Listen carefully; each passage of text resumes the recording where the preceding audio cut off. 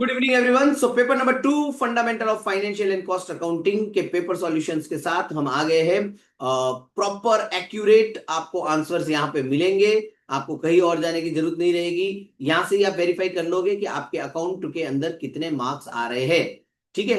बाकी चारों वीडियोस आ जाने के बाद आपको पता चल जाएगा कि आपका टोटल कितना हो रहा है और आप इंटर में जा रहे हो कि नहीं जा रहे हो। ऑलमोस्ट आपको पता चल जाएगा। ठीक है। इंस्टीट्यूट तो रिजल्ट जनवरी में निकालेगा। हम जो है लगभग सेम डे एग्जाम के इवनिंग तक रिजल्ट जो है डिक्लेयर कर देते हैं हमारे सारे स्टूडेंट्स का। ठीक है, ताकि पेरेंट्स को भी शांति रहे और आपकी भी जो सांसें अटकी हुई है वो भी आप आराम से मतलब लंबी सांस ले सको और आज की नींद आपको अच्छे से आ जाए। ओके, चलिए स्टार्ट करते हैं हम। अच्छा, पूरे पेपर में मैं आपको एक चीज बता देता हूँ, one of the best paper account का था और बैट मार के बोल सकता हूँ 100 आउट ऑफ 100 ला सकते हो, ऐसा पेपर था ये। ठीक है, एक क्वेश्चन था तो वो थोड़ा लिटिल बिट मुझे डिस्प्यूटेड लगा है, वो भी मैं वेरीफाई करूंगा, आपको सामने बताऊंगा लाइव कि क्यों ये थोड़ा सा डिस्प्यूटेड है और इसमें क्या आंसर होना चाहिए था। ओके, चलिए तो स्टार्ट करते हैं अपने पेपर नंबर 2 के साथ। चलिए शुरू करते हैं। पहला एमसीक्यू, कौन सी एक्टिविटी है which is concern with recording and classifying financial data? तो बहुत सिंपल, रिकॉर्डिंग एंड क्लासिफाइंग, सोचना ही क्या है आपको, accounting. Which of the following is not a framework of accounting? हमें पता है लीगल होता है, इंस्टीट्यूशनल होता है, रेगुलेटरी होता है, ये कौन सा नया लेके आ गया इंस्टीट्यूट? ये नहीं होता है। Which of the following is not a concept? हमने ड्यूल पढ़ा था, पीरियोडिसिटी पढ़ा था, मैचिंग पढ़ा था, ये साइकिल साइकिल वाला कभी नहीं आया। Annual maintenance fee of factory किस चीज का एग्जांपल है? तो ये है हमारा रेवेन्यू एक्सपेंडिचर। अच्छा, ये राउंड राउंड पे ध्यान मत देना, ये तो किसी स्टूडेंट का पेपर है, ठीक है, जिसमें से मैंने पीडीएफ बना के आपको समझा रहा हूं। चलिए, goods purchase from Sonu but गलती से लिख लिया शिमू में, रेक्टिफिकेशन ऑफ एरर। अरे यार, दोनों ही पर्सन है। ठीक है, अब आपने परचेज किया था, दोनों ही क्रेडिटर है, गलती से सोनू की जगह शिमू में डाल दिया आपने, उससे आपके ट्रेडिंग पीएनएल में तो कोई फर्क पड़ता ही नहीं है। अब ट्रेडिंग पीएनएल में फर्क नहीं पड़ता, ना ही क्रेडिटर में फर्क पड़ेगा, अमाउंट इधर से उधर ही तो हुआ है, no effect on net profit. अगला है, कौन बताता है inter relationship of asset liability and equity? बहुत सिंपल, अकाउंटिंग इक्वेशन। एक फर्नीचर खरीदा था 2000 रुपए में और उसके ऊपर आपने भाड़ा भरा। ठीक है, कुछ भी असेट खरीदो उसके ऊपर कोई भी खर्चा होता है तो वो असेट के अकाउंट में जाता है। सो डेबिट कौन होगा? Furniture account. Which of the following document is not required for preparing the bank reconciliation? अरे पासबुक चाहिए, स्टेटमेंट चाहिए, कैश बुक चाहिए, ट्रायल बैलेंस थोड़ी चाहिए होती है अपने को बीआरएस के लिए। चलिए आगे बढ़ते हैं अपने 59 नंबर के एमसीक्यू में। Which of the following is not correct? सीधी बात है, debit the receiver, credit the giver, personal कहता है। Debit what comes in, credit what goes out, अपना रियल कहता है। Debit all asset, credit all liability, ये फंडामेंटल कहता है। बट ये क्या कर दिया, इनकम कब से डेबिट होने लगी भाई? Wrong answer, so answer is D. Purchase book record the transaction related to, yes, no. हो क्या गलती है ये, जिस भी बच्चे ने लिखा है बड़ा डेंजर, पढ़ाई नहीं करता लगता वो। Purchase book record the transaction related to credit purchase only, all type of purchase थोड़ी होता है। चलिए, 11th अच्छे से नहीं किया होगा इसलिए उसने ये टिक किया है। Equipment sold on credit basis to mister Arora should be recorded in. अरे यार, असेट बेची है, इसका सेल्स डे बुक से कोई लेना देना ही नहीं। कैश बुक कैश में थोड़ी बेची है आपने, बिल रिसिबल है ही नहीं। ये है जनरल जर्नल। जनरल जर्नल का मतलब होता है जर्नल प्रॉपर, पढ़ चुके हो आप लोग जर्नल प्रॉपर क्या होता है। Which of the following asset is considered to be non depreciating? आहा, क्या मजाक किया इंस्टीट्यूट ने, कैसे एमसीक्यू पूछे जा रहे हैं आज, आहो, बच्चों का दिल खुश हो गया आज। Prepaid insurance by nature is representative, outstanding और प्रीपेड दोनों ही रिप्रेजेंटेटिव होते हैं। ओरिजिनल कॉस्ट है आपके असेट की 126, 10% का डेप्री डीवी, डब्ल्यूडीवी की मेथड, और बोले दूसरे साल में डेप्री कितना होगा, तो 1,26,000 में से 10% माइनस कीजिए, फिर उसका 10% दोबारा कीजिए तो आंसर आएगा 11,340। Basic questions. A sum of rupees 2,50,000 was paid as compensation to an employee who was retrenched. अरे ये तो रूटीन बिजनेस प्रैक्टिस है, revenue expenditure. Which one is used without a trade transaction but a mutual benefit? And इसके अंदर आता है accommodation bill, खाली time pass के लिए बनाया जाता है, ट्रेडिंग में तो होता नहीं है। ठीक है, लोन वोन लेने के लिए, फाइनेंशियल नीड को पूरा करने के लिए किया जाता है। आगे बढ़ते हैं, हमारे 67।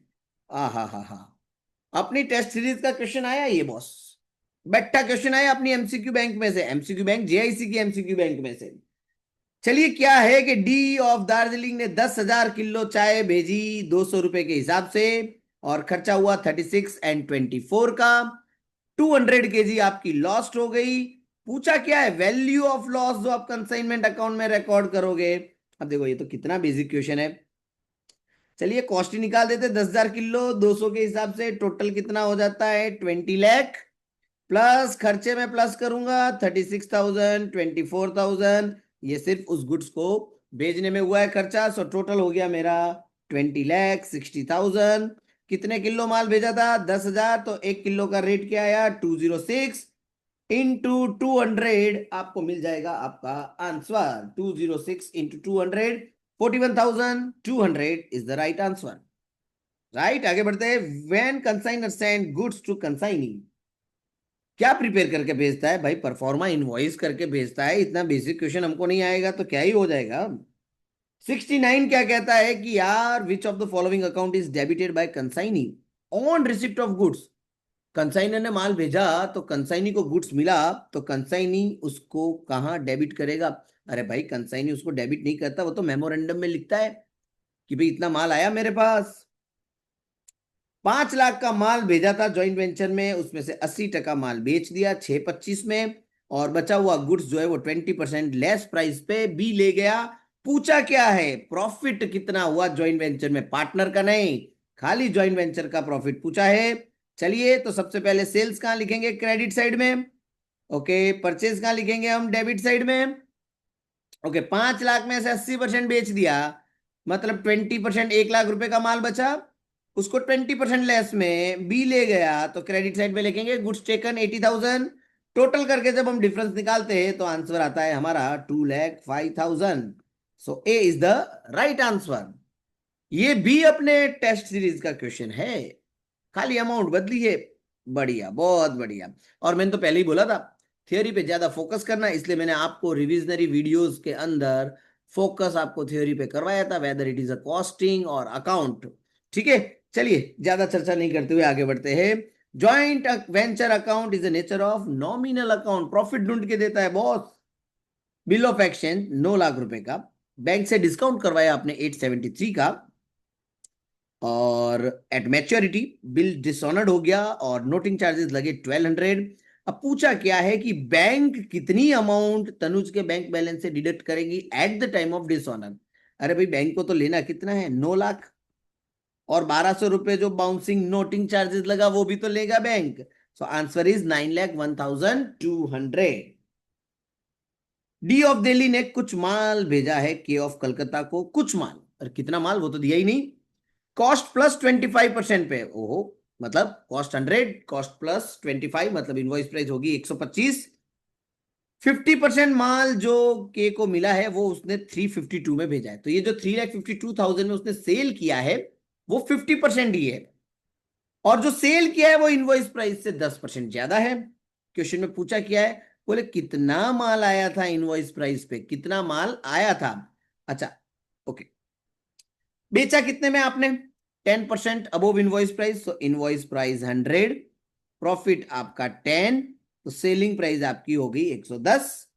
110 में आपने माल बेचा कितने का, 3,52,000 का।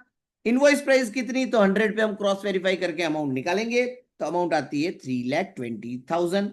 ये 50% अमाउंट है, तो 100% कितना होगा, डबल कर दो, 100% हो जाएगा। सो आंसर इज 6,40,000। बेसिक क्वेश्चन, ये सब क्वेश्चन हमारी टेस्ट सीरीज में हो चुके थे। ठीक है, इतने इजी क्वेश्चन इंस्टीट्यूट पूछा था, ये नहीं सोचा था हमने। ओपनिंग कैपिटल दिए, वाह, ड्राइंग दिया, क्लोजिंग कैपिटल दिया, और पूछा क्या है, प्रॉफिट। क्या मजाक वाले क्वेश्चन आ रहे हैं हमारे पास। चलिए, ओपनिंग कैपिटल कितनी, मैंने आपको बताया था, सिंपल फाइनल अकाउंट का फॉर्मेट याद रखने का। ओपनिंग 14 लाख, ड्राइंग्स क्या करते हैं उसमें से 3 लाख माइनस, प्रॉफिट मिलता है, प्रॉफिट प्लस होता है, और फिर हमें मिलती है क्लोजिंग कैपिटल। क्लोजिंग कैपिटल कितनी हमारी, 18 लाख। रिवर्स जाओगे तो आपको प्रॉफिट मिलेगा 7 लाख, मतलब 18 लाख में 3 लाख प्लस 14 लाख माइनस कर दो, क्योंकि रिवर्स जा रहे तो साइन चेंज हो जाएगी, आंसर आएगा 7 लाख।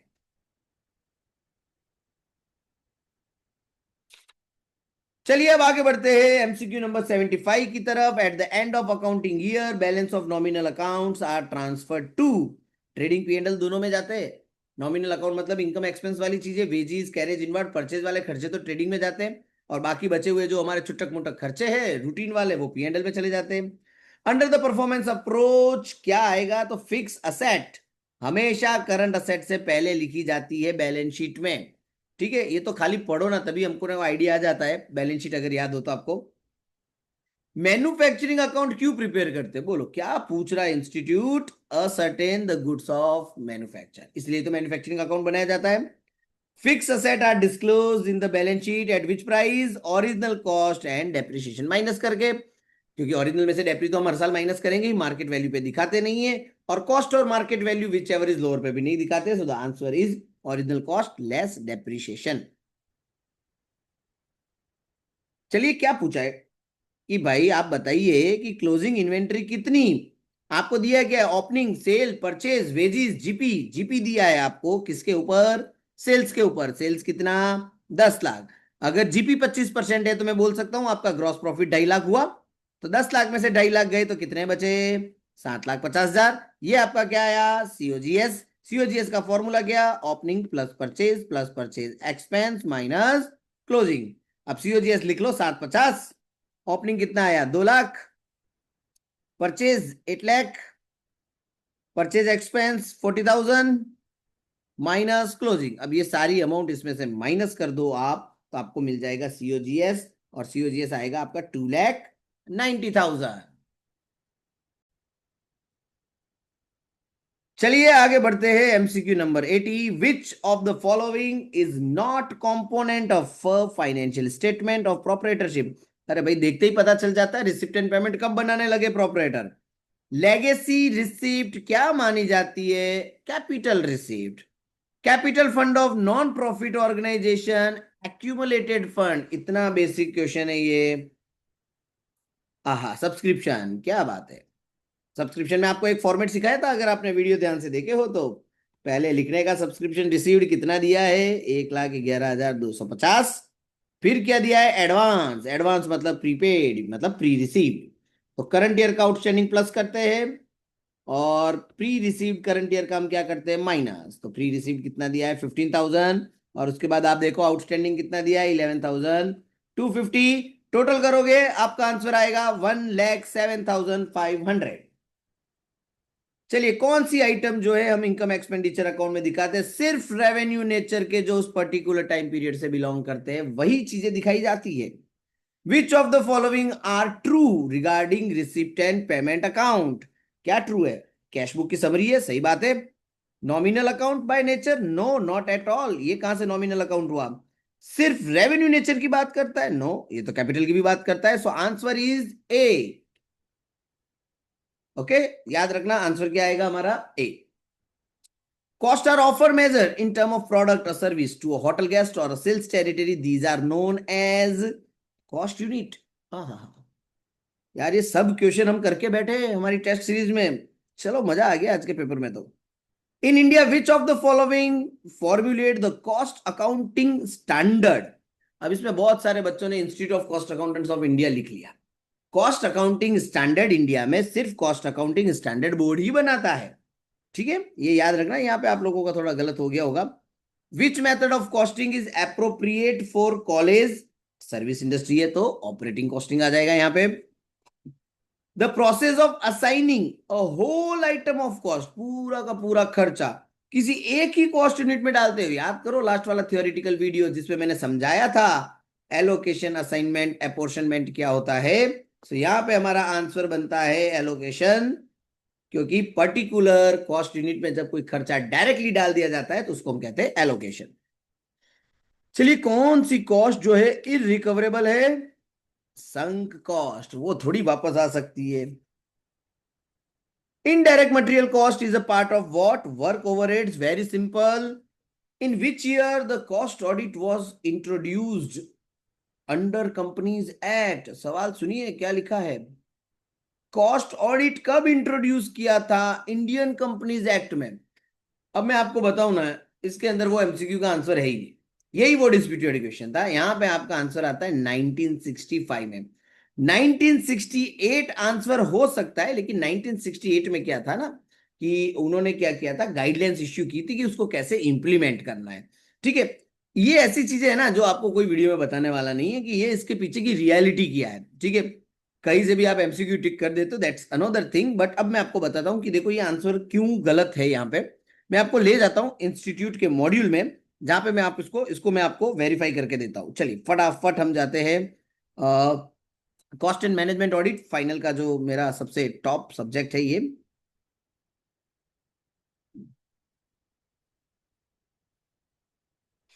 चलिए चलिए चलिए, कॉस्ट ऑडिट का मॉड्यूल है ये, और इसके अंदर हमें सब कुछ मिलेगा कॉस्ट ऑडिट रिलेटेड। फटाफट मैं आपको बता देता हूँ। और इसमें एक और चीज मैं आपको बताने वाला हूँ, यहाँ पे आप देख सकते हो कॉस्ट ऑडिट में मेरा नाम यहाँ पे मेंशन किया है इंस्टीट्यूट ने, सीएम अभिषेक जैन। ठीक है, सो फर्स्ट बुक प्रेफरेंस है इसके अंदर कि भाई कॉस्ट ऑडिट सब्जेक्ट पढ़ना है तो सीएम अभिषेक जैन की बुक पढ़िए आप। और एक और की जगह भी लिखा हुआ है मैनेजमेंट ऑडिट पढ़ना है तो भी आप देख सकते हो हमारा नाम पहले पे है। चलिए, मुद्दा ये नहीं है हमारा नाम कहाँ पे, मुद्दा ये है कि ये कॉस्ट ऑडिट का क्या लफड़ा है। तो ले जाता हूं मैं आपको कॉस्ट ऑडिट के इंट्रोडक्शन में और आपको वेरीफाई करवा देता हूं कि वहां पे क्या आंसर है। आप देख सकते हो 1965 वाली लाइन आप ध्यान से पढ़ो, क्या लिखा है, the cost audit was first introduce in India with introduction of section 233B of Companies Act 1956 for cost audit and section 209 for maintenance of cost record. So ये ऑडिट पहली बार इंट्रोड्यूस कब हुई थी, 1965 में। 1968 में इसको इंप्लीमेंट करने रिलेटेड चीजें आई थी, गाइडलाइंस इश्यू की थी इंस्टीट्यूट ने। ठीक है, but the most relevant answer हम बोल सकते हैं तो 1968 इसके अंदर आएगा। But the real answer should be 1965, क्योंकि सवाल पूछा है कॉस्ट ऑडिट इंट्रोड्यूस कब हुआ था as per Indian companies act. तो आपको बता देता हूं मैं 1965 में इंट्रोड्यूस हुआ था। चलिए वापस आ जाते हैं हम अपने क्वेश्चन में। अच्छा, 1965 में जब ये इंट्रोड्यूस हुआ था तब सेक्शन 233 बी के हिसाब से था। एंड अब 2013 का जो हमारा कंपनीज एक्ट है उसके हिसाब से सेक्शन 148 है। ठीक है, जस्ट ये तो आपके नॉलेज के लिए मैंने आपको बताया है। आगे बढ़ते हैं हम फटाफट एमसीक्यू नंबर 93 में। क्या लिखा है कि भाई डायरेक्ट मटेरियल 120 है, डायरेक्ट लेबर 20 है, फैक्ट्री ओवरहेड 35 है, chargeable expense 50% of direct labour है। पूछा क्या है, बोले प्राइम कॉस्ट बताओ। तो भाई बहुत सिंपल है, मटेरियल आएगा, लेबर आएगा और चार्जेबल एक्सपेंस आएगा, जो कि लेबर का कितना है 50%, लेबर 20। तो चार्जेबल एक्सपेंस कितना हुआ 10, 10, 20 एंड 120। Answer is 1,50,000। बहुत simple question. Which of the following is the classification of cost by nature of production और ऑपरेशन प्रोसेस। ये मैंने आपको थियरम समझाया था, याद रखो। Job cost, batch cost, contract cost, process cost and joint cost is by nature of production and your operation process के हिसाब से होती है। आइडेंटिफाई द करेक्ट सीक्वेंस, वाह, इन कॉस्ट शीट। वो हो पहले क्या आता है, प्राइम कॉस्ट, फिर वर्क कॉस्ट, फिर सीओपी और बाद में आता है सीओजीएस। तो आंसर है पहले 4, फिर 2, फिर 3 एंड फिर 1। अच्छा, क्या पूछा है, ओहो हो, रॉ मटेरियल कितना परचेज किया, क्या सवाल पूछा है, वाह वाह वाह। 127 200 आपका कंजम्पशन। कंजम्पशन कैसे ढूंढते हैं, opening plus purchase minus closing. Opening कितना दिया है 14,400, परचेज ढूंढना है, क्लोजिंग है हमारा 21,600। ले आओ उसको ऑपोजिट साइड में, 14,400 माइनस कर दो और इसको आप कर दो प्लस, आपको मिल जाएगा परचेज, और परचेज आएगा आपका 1,34,400। कॉस्ट अकाउंटिंग स्टैंडर्ड 14, ये तो बड़े अच्छे से आप लोगों ने याद करके रखे हुए हैं, pollution control cost. Consider the following, अगर आपने थियोरी ध्यान से पढ़ी होगी जो मैंने लास्ट में आपको बताया था, मैंने बजट की डेफिनेशंस जब आपको बताई थी तब मैंने ये चीज क्लियरली वहां पे बताई थी। ये लाइन लिखी हुई है, आप मॉड्यूल खोल के देखना, मैंने वहां पे लिख के दिया था, ये अंडरलाइन किया था। बजट आर फाइनेंशियल और quantitative statement prepared and approved prior to a defined period of time. सही बात है, 100% ट्रू।